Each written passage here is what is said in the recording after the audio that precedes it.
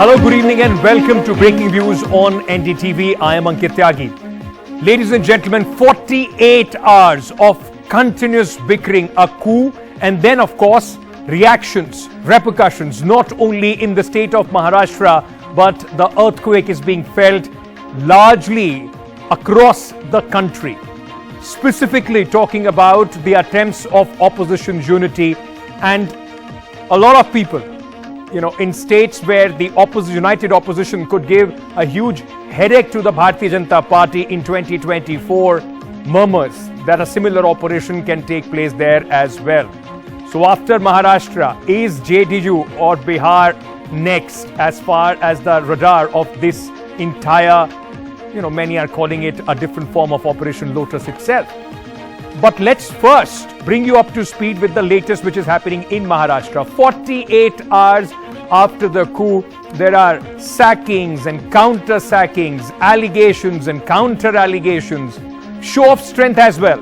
82-year-old Sharad Pawar, who has been stung by his nephew Ajit Pawar, who joined the Bharatiya Janata Party-led NDA's cabinet in Maharashtra, the Shinde government in Maharashtra. Sharad Pawar, as he promised yesterday, he is going to hit the streets. He is today in Satara with his supporters, trying to send across a message, because both the camps have so far not revealed how many MLAs do they have. It's source-based information from this side and the other. The real game of numbers is largely going to be decided, ladies and gentlemen, when we have some papers. When papers of support, letters of support are sent to the speaker from Ajit Pawar, who still does not, today even in the press conference, he did not come out and in fact reveal the numbers he has. He says we are the real NCP. Why should we tell the numbers? And in a googly, Praful Patel said Sharad Pawar continues to be our president, but he has no powers. So how has the game been played today? Preempting and creating huge confusion, ladies and gentlemen. Today, in fact, Sharad Pawar removed Mr. Tatkare, Member of Parliament, Lok Sabha, from the NCP, and Mr. Praful Patel from the NCP membership, threw them out of the party. In response, the Ajit Pawar faction, Praful Patel, who in a press conference announced that he has removed Jayant Patil as the state president of the NCP. Jayant Patil is with Sharad Pawar. They have also made Sunil Tatkare as somebody who is now going to head the Maharashtra unit as per the Ajit Pawar NCP is concerned.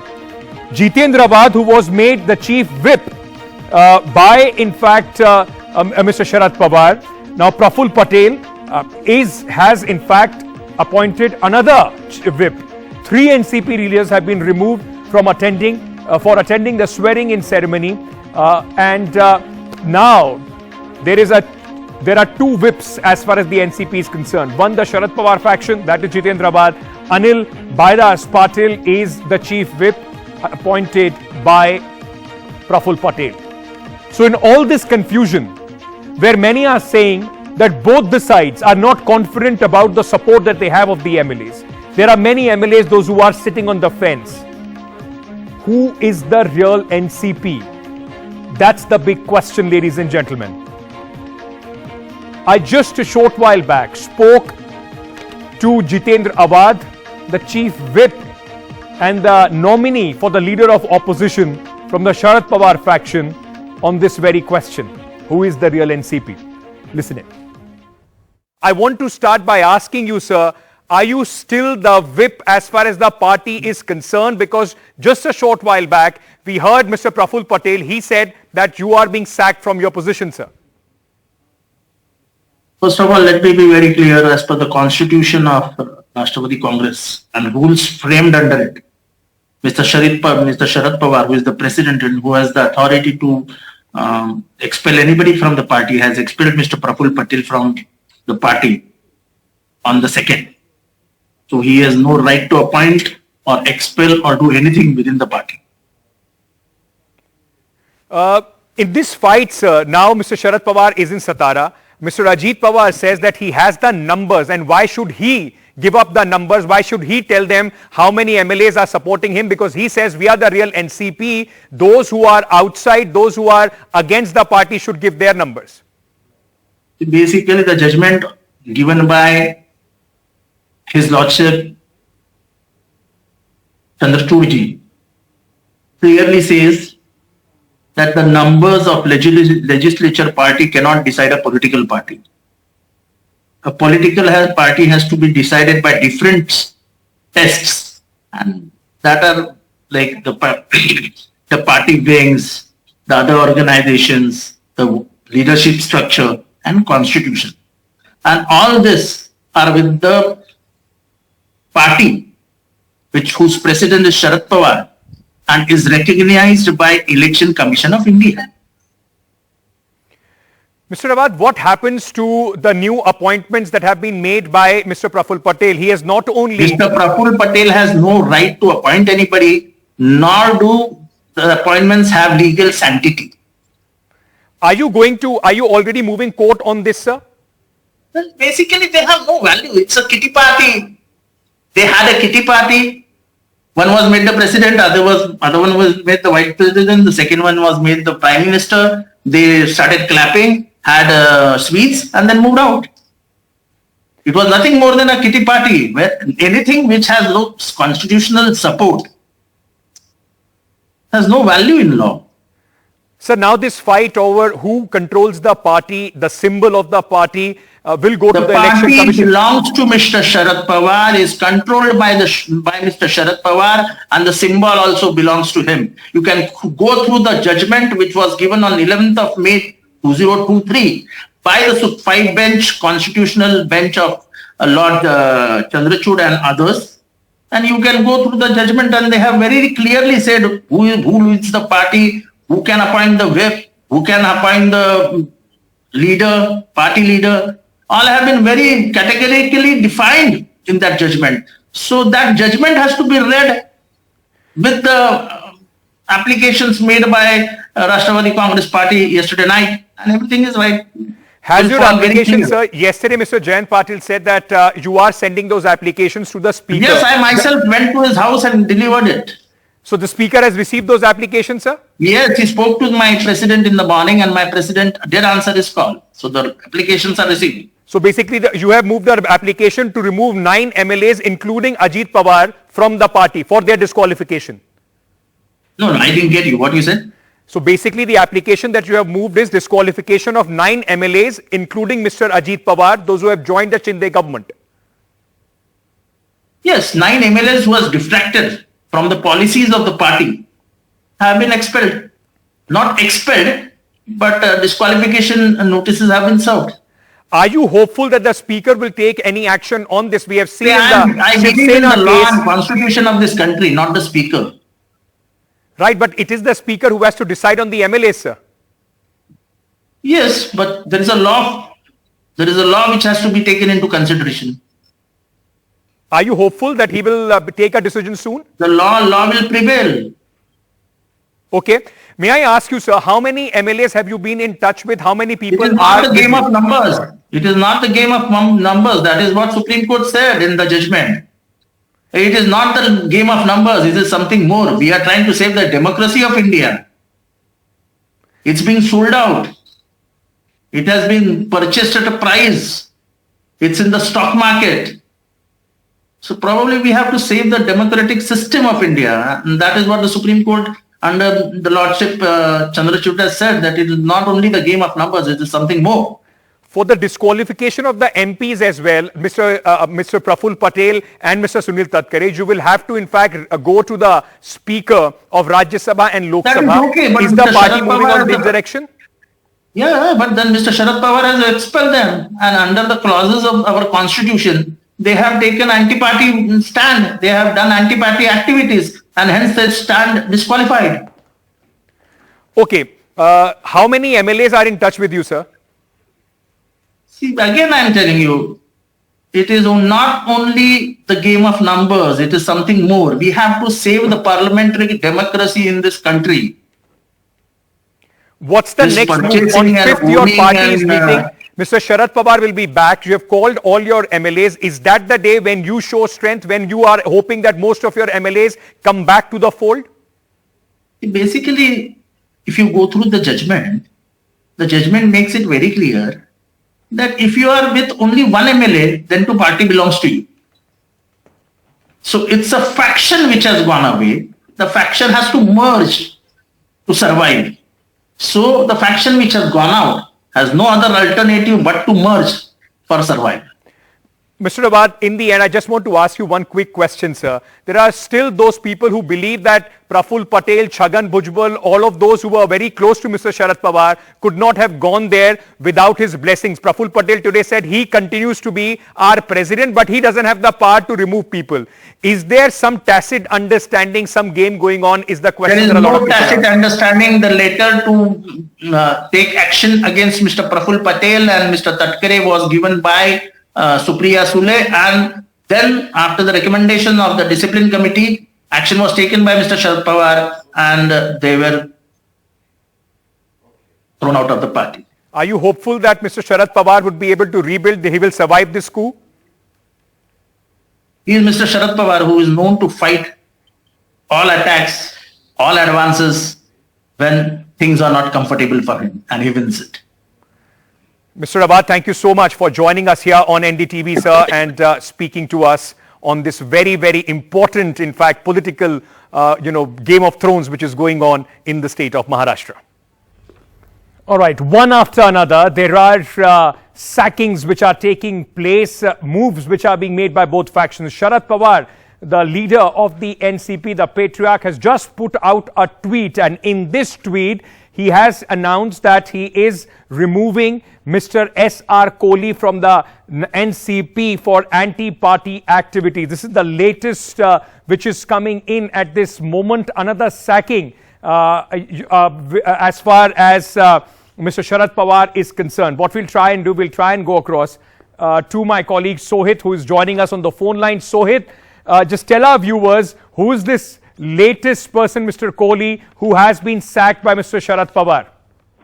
S.R. Kohli is the permanent secretary as well as Delhi office in charge of the NCP, and the letter also says that he has expressly shown support in favor of Praful Patel, Ajit Pawar and 8 other MLAs who has sworn in as the minister on 2nd of July. Therefore, he has indulged in anti-party activities and is in clear and absolute manner in violation of the Article 32 of the Constitution of the NCP, and based on that, now he has been removed. Now, since morning, we have been seeing a lot of action being taken by Sharad Pawar as well as his team. So, Sharad Pawar is doing it on the national level, Jayant Patel and others are doing it on the state level.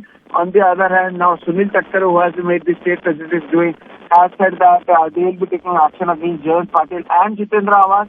So, this legal battle and all of these disqualification plea and everything continues from both the sides, where both the sides are saying that they will be taking action against each other. So, yes, Ajit, as we see, this drama doesn't seem to be ending soon, and this will continue for the next few days. It takes entire 5th of July when the meeting has been called by both the factions of the NCP. Okay. So, from the need to see all of these process or legal action because they want the support of majority of the MLAs in their side. Okay. So whoever has it will be the one who will be able to convince the other team or those MLAs who haven't made a decision that okay, we have the power, we have the strength, and right. we are the real entity.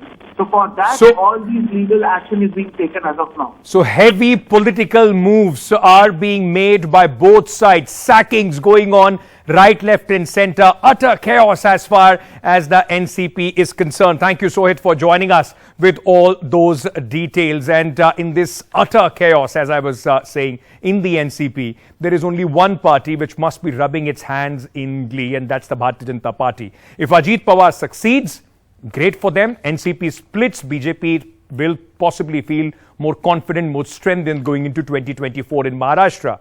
If he fails, it's Ajit Pawar whose career is at the stake. The government in Maharashtra under Mr. Fadnavis and Mr. Shinde still remains safe. But, ladies and gentlemen, is JDU and Bihar the next target of such an operation? Why? are we saying that? Amid power games in Maharashtra, the BJP has claimed an NCP-like situation is very likely in JDU in Bihar after the BJP leader Sushil Modi claimed that JDU is also heading for a split. Now, remember, there is another party which was split, the LJP, Mr. Ramvilas Paswan's LJP as well.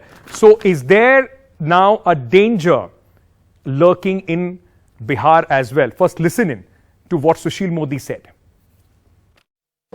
Bihar में भी बगावत की स्थिति बन रही है, क्योंकि नीतीश कुमार ने पिछले 17 साल में कभी भी विधायकों और सांसदों को कभी मिलने के लिए 1 मिनट भी समय नहीं दिया।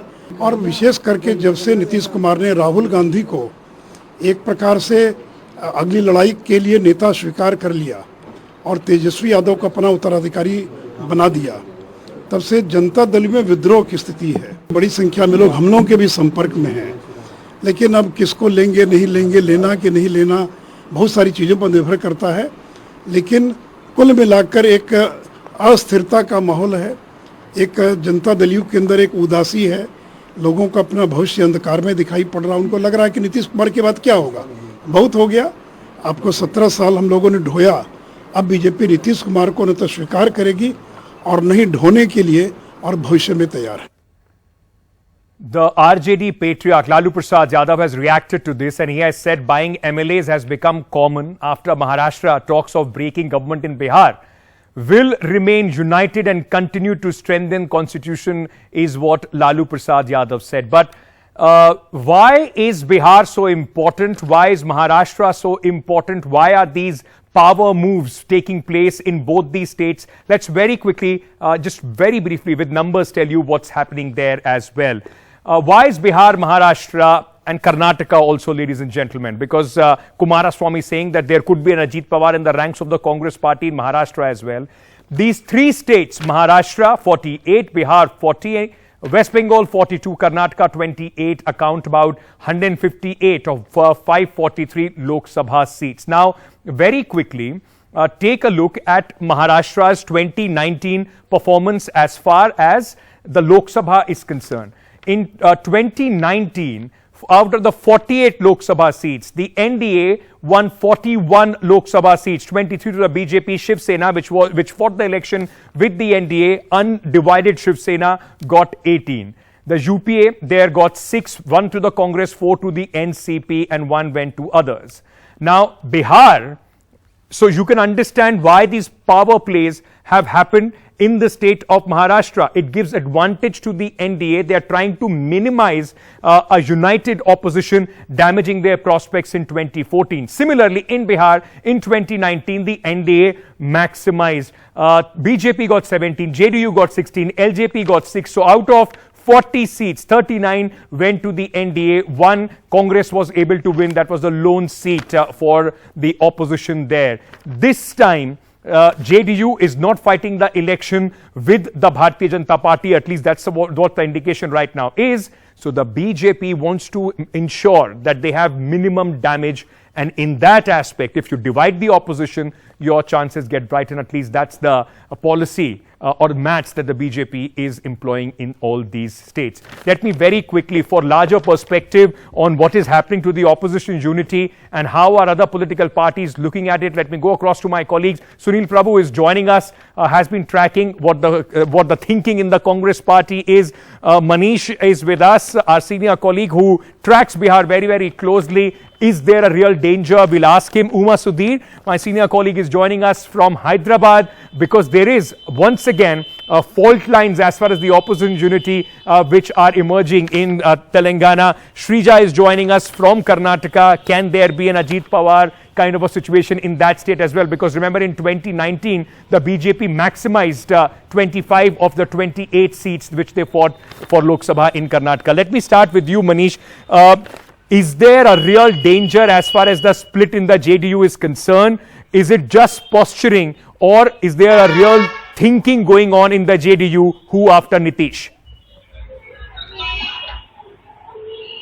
Right now, Ankit, there is no real danger, and even the BJP leaders admit that there are some leaders who are in touch with them, but all those leaders they are somewhere, they have this ambition of contesting the parliamentary election. But right now the party is not in a position to assure them of a ticket.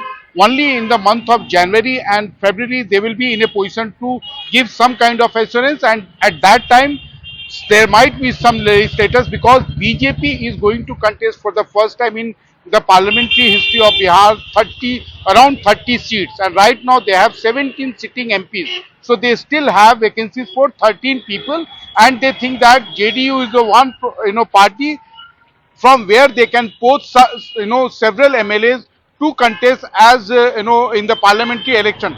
But right now they do admit that no legislator is in a willing to risk his membership.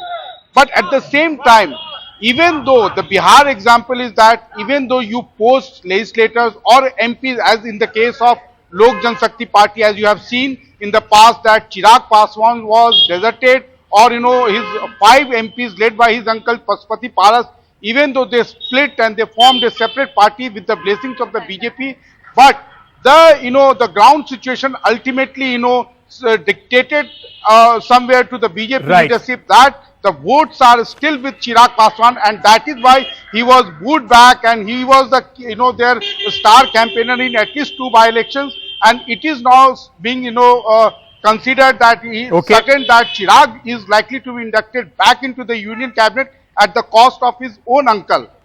That's very, very important, and that is why we keep talking about how things are not certain. Coming together doesn't always mean strength. Sunil, what does this do to the larger opposition unity plank? Also, the Congress in Maharashtra, 2 things. I mean, Congress calls up Mr. Sharad Pawar, shows support. Meanwhile, the local unit is already putting their stake on the leader of opposition post. That's right, because of the numbers, Ankit. Really, for the Congress, they understand there has to be state-specific alliances. One of the first steps that they have taken is to ensure that a follow-up to Patna, a meeting is held in Bangalore on the 16th and 17th, and really will be looking at most opposition parties participating, diminished or not, to show that, that there is a unity of opposition forces. The Congress understands if they have to win or have to be in the reckoning in 2024, there is the need for opposition unity to ensure that there is a one-on-one fight against the BJP, and that has to be state-specific alliances, be it in Tamil Nadu or in any other state, be it in Maharashtra. The crucial states which will be definitely an issue are Uttar Pradesh, West Bengal, Punjab, where there have been contradictions and big issues in terms of opposition unity. But, as the contradiction in opposition, another state is Telangana, Uma, and we saw how the Congress party, which feels that they are in the reckoning as far as Telangana elections are concerned, directly Rahul Gandhi taking the attack to the BRS, calling them the B team of the BJP. That is something that possibly, whether they can come together, would possibly be decided post the elections in December, November. Ankit, things are dynamically changing. What appears on the surface may not be what really is happening in the background either. Congress and BRS very clear that they cannot be in the same camp. We have elections coming up by the year end, and both of them are it's a straight fight literally between the Congress and the BRS here, with the BJP possibly distant third as things look right now. But with Akhilesh Yadav coming today to meet Mr. KCR, what it does indicate is that while KCR is not formally part of the opposition unity, his profile, his political clout, and also his deep pockets may actually count in this entire effort for an opposition unity, and therefore that strategizing, because all of them see this common threat that is happening, whether, starting from what has happened in Maharashtra, where a family-led party or has been split, and similar threat can come up anywhere in any of the other states as well. So that is something that they would be going nervous about. The position, the constitutional institutions, what their position is, the governor, kind of overexerting themselves or overreaching themselves. Yes. All these federal structure threat, all of them, and the use of central agencies, all is that is a common threat for all of them, and therefore they are going to sit and strategize together to the extent that it is politically feasible, and therefore Congress and BRS in different camps, but certainly perhaps trying to strategize through common friends. through common friends, very, very important. So nothing can be said, written in, as far the final word as far as the opposition alliance is concerned. Shrija, very quickly coming to you, is this, just a weather balloon which has been, just thrown up by Mr. H.D. Kumaraswamy, or the fissures between Siddaramaiah and his deputy chief minister, both D.K. Shivkumar, could spell trouble for the Congress party once again?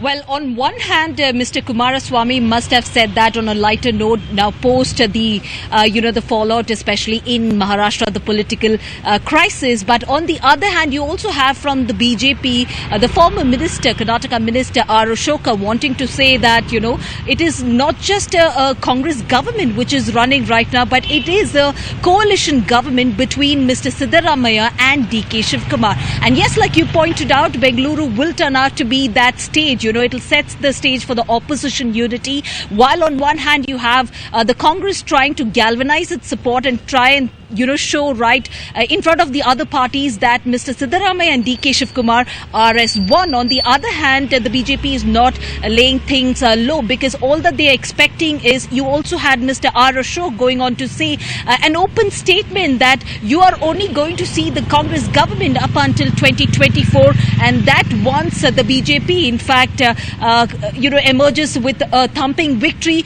this is in 2024, you're going to see how the Congress government will be, will collapse and will be out of power. Important states, Bihar, Maharashtra, Karnataka. That's where the opposition would want to create a lot of damage, inflict damage to the BJP. They maximize the Lok Sabha seats, and the BJP would be hoping to minimize that loss. Thank you so much to all my colleagues. That's all the time that we have.